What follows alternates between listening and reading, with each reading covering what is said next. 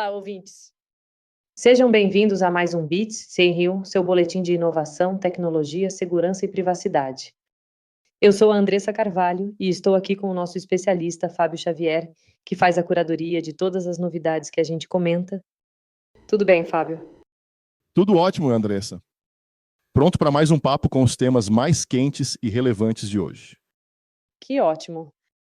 No episódio de hoje vamos falar de tudo um pouco. Na parte de inteligência artificial, vamos entender como a tecnologia está combatendo memes de ódio, tomando decisões baseadas na verdade, gerando imagem e texto ao mesmo tempo e até desvendando os segredos do nosso DNA. É muita coisa. Sim, é muita inovação, né? E na parte de segurança, vamos mergulhar no universo dos contratos inteligentes na blockchain, ver como o comércio de dados está evoluindo e falar de alertas importantes sobre aplicativos falsos de VPN e ataques de hacktivistas. E tem mais, vamos ver até as linguagens de programação que deixam a gente mais seguro.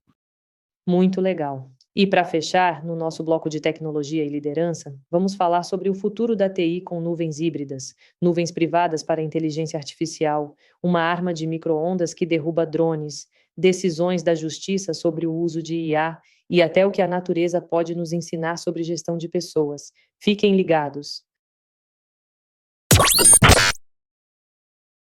Vamos começar então, pela inteligência artificial. Fábio, a primeira notícia que separei, da fonte Archive, fala de algo que a gente usa todo dia: memes. Mas me explica isso. Como uma inteligência artificial consegue entender a maldade num meme, né? Que mistura imagem e texto? Esse é o grande desafio. O MemeMend é um novo e gigantesco banco de dados, ou dataset, como chamamos, que foi criado exatamente para isso. Ele tem milhares de exemplos de memes com anotações detalhadas sobre o que os torna nocivos. A grande sacada é que ele ensina modelos de inteligência artificial, como um chamado MemeGuard, a não olhar só a foto ou só o texto, mas a entender a relação entre os dois, o contexto, a ironia. É um passo enorme para deixar as redes sociais mais seguras, combatendo desinformação. É quase como ensinar uma máquina a entender sarcasmo. Que incrível isso! O Sheldon Cooper iria adorar essa novidade. E ainda em IA, a Archive trouxe outra notícia sobre uma arquitetura baseada em competição pela verdade. Parece até nome de filme, né? Mas como funciona isso? É uma ideia fascinante. Basicamente, é um sistema de IA com vários agentes que são como pequenos cientistas. Eles competem para ver qual deles tem a crença mais alinhada com uma verdade externa, como se fosse um fato real. Eles ajustam o que pensam com base nos resultados que observam, o que melhora muito a precisão e a segurança das decisões da IA no nosso dia a dia. E para garantir a confiança, eles usam identidades criptográficas para a gente saber quem é quem ali dentro. Incrível isso! E falando em criar coisas, a fonte MarkTech Post fala de um tal de Omnigen 2, uma IA que gera texto e imagem juntos. Mas isso já não existe, o ChatGPT, por exemplo? O que ele tem de diferente dos outros modelos que já fazem isso? A grande sacada do OmniGen 2, criado pela BA de Pequim, é que ele separa o processo de gerar texto e o de gerar imagem. E mais, ele tem um mecanismo de reflexão, que permite que ele mesmo se corrija e faça ajustes durante o treinamento. Isso resulta em criações muito mais coerentes e personalizadas, o que vai facilitar muito a vida de quem cria conteúdo digital. Ah, entendi. Isso é uma mão na roda para a criatividade, né? Agora, as notícias que mais me impressionaram foram sobre o AlphaGnome, que saíram no DeepMind Blog e na MIT Technology Review. Pelo que entendi, é uma IA do Google que ajuda a gente a entender nosso próprio genoma. É isso mesmo? Como isso funciona na prática? Pense no nosso DNA como um manual de instruções gigante, beleza?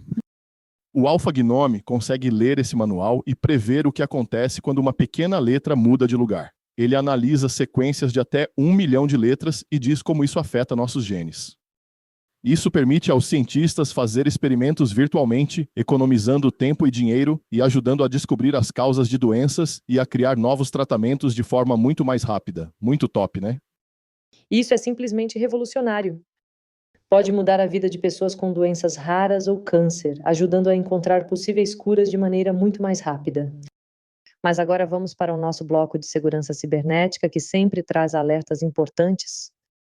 Fábio, uma notícia da Archive diz que menos de 1% dos contratos inteligentes, ou smart contracts, na rede Ethereum tem o código aberto.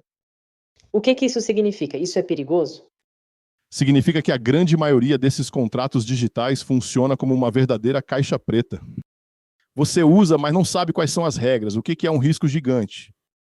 A inovação aqui foi usar modelos de linguagem avançados para traduzir o código de máquina desses contratos para algo que nós, humanos, possamos ler e entender.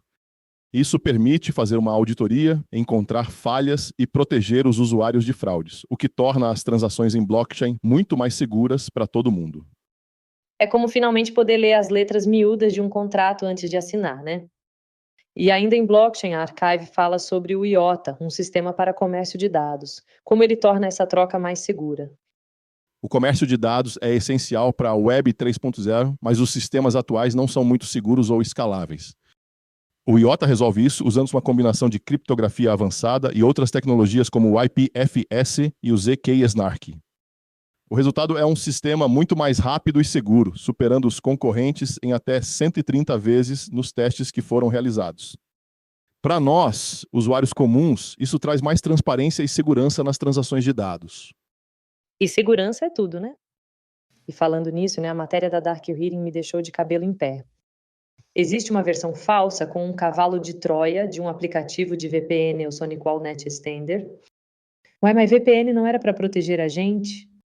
Sim, isso mesmo, e é essa a armadilha. Os criminosos criam uma cópia perfeita do aplicativo legítimo. O usuário instala pensando que está se protegendo, mas na verdade está abrindo a porta para os hackers roubarem informações sensíveis e invadirem sistemas da empresa.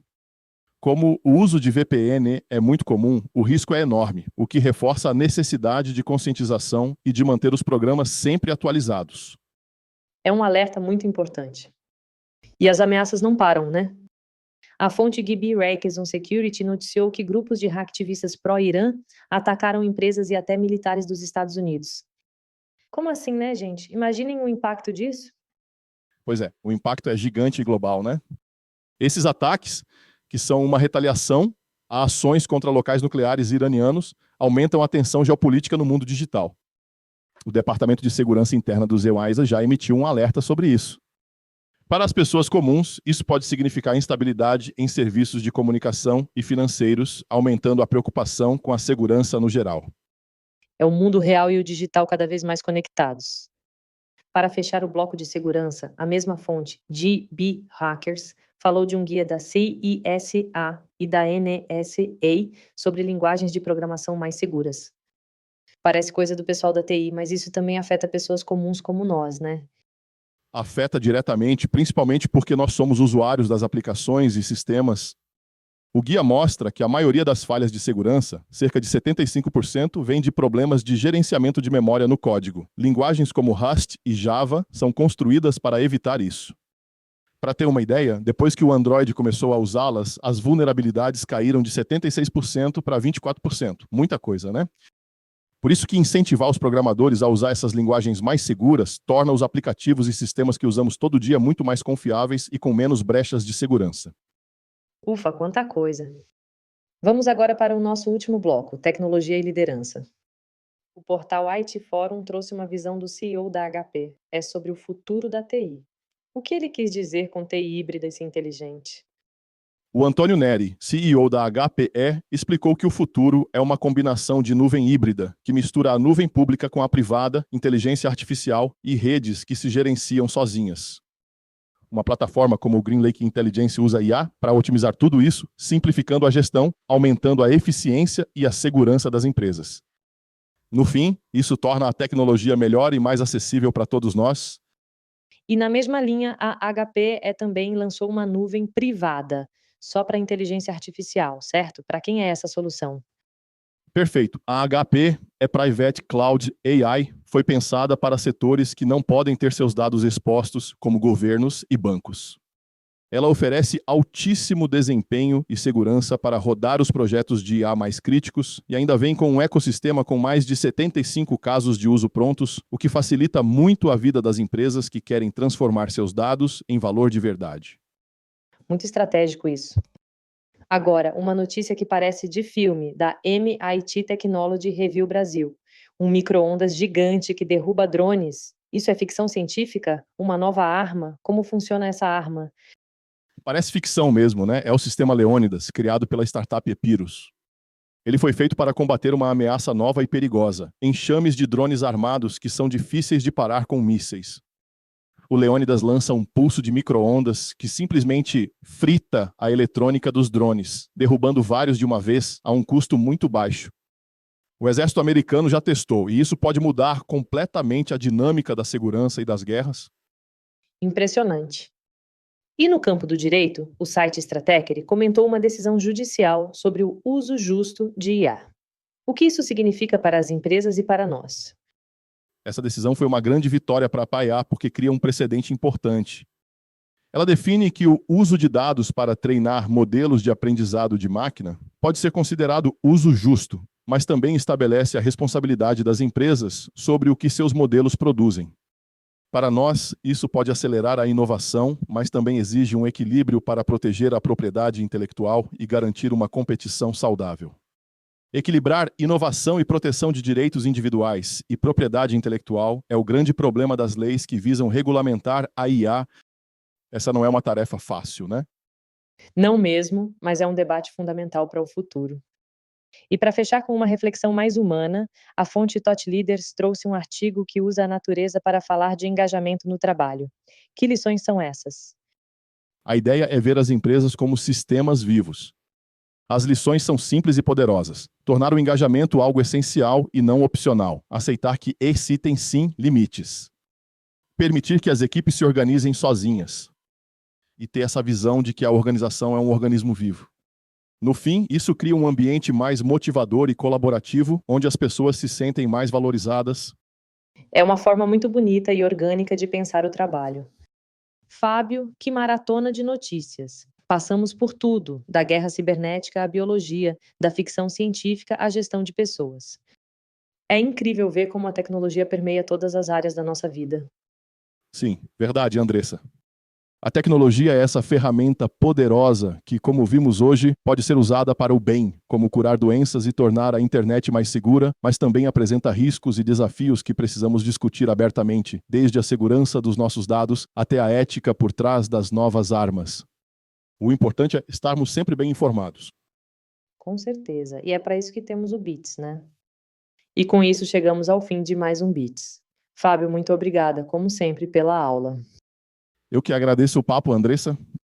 E a você que nos ouviu, muito obrigada pela companhia. Se você gostou, compartilhe este episódio. E para ler todas as notícias que comentamos aqui, acesse o site www.fabioxavier.com.br. Não deixe também de seguir o Fábio no LinkedIn, é só procurar por Fábio Correia Xavier. A gente se encontra no próximo Bits.